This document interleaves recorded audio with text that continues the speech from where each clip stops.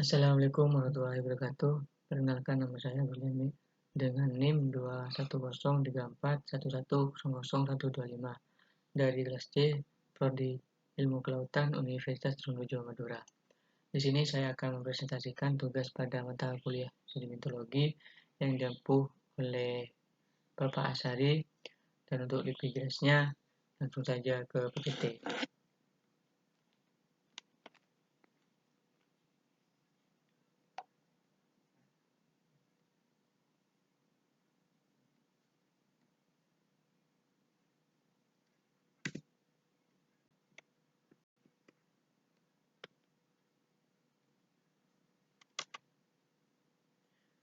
Di sini saya akan menjelaskan sedimentologi. Sedimentologi adalah studi tentang proses-proses pembentukan, transportasi, dan pengendapan material yang terakumulasi sebagai sedimen di dalam lingkungan konten dan laut hingga membentuk batuan sedimen. Konsep interpretasi batuan dalam proses modern menjadikan sedimentologi adalah cabang yang berbeda dari ilmu geologi. Partikel seperti gravel dan kerikil bisa terbawa dari erosi batuan yang lebih tua atau secara langsung keluar dari gunung api. Organisme adalah sumber material sangat penting dari ukuran filamen yang terselubung kalsium karbonat hingga pecahan cangkang, terumbu karang, dan serbuk tanaman. Maka dengan mempelajari hal tersebut dapat memberikan informasi lebih luas mengenai sedimentologi. Sedimentologi tergolong ke dalam cabang geologi baru dan dapat disebut sebagai bidang untuk kelahiran geologi modern. Dengan tujuan utama melahirkannya adalah mengeksplorasi dan mengorganisir tingkatan lingkungan pengendapan yang menyusun masalah-masalah geologi. Sebagai konsentrasi dari ruang lingkup tersebut, sedimentologi akan saling berinteraksi dengan hal-hal yang berkaitan dengan ekologi, baik dalam sedimen modern maupun sedimen tua.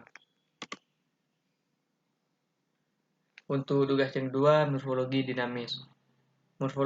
Morfogenesis adalah proses evolusi, perkembangan, dan pertumbuhan yang menyebabkan organisme untuk mengembangkan bentuknya melalui interaksi kapasitas sistem intrinsik dan pengaruh lingkungan eksternal. Proses morfologi.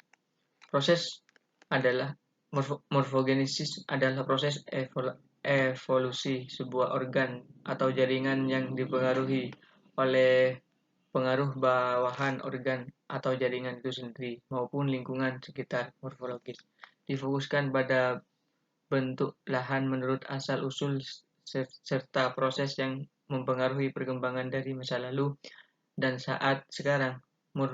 Morfokronologi yakni terkait penentuan umur relatif dan atau absolut serta morfospesial. Keterkaitan antara bentuk lahan yang ada dan mengisi daerah tersebut. Ada daerah yang ditetapkan sebagai cagar alam.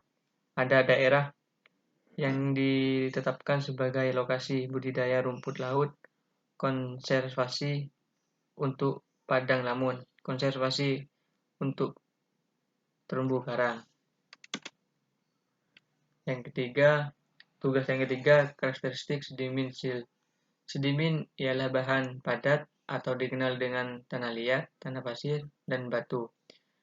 Beberapa ilmuwan menggunakan lumpur sebagai istilah ketika mengacu pada sedimen halus, organ maupun non-organik, yaitu tanah liat dan bahan silt.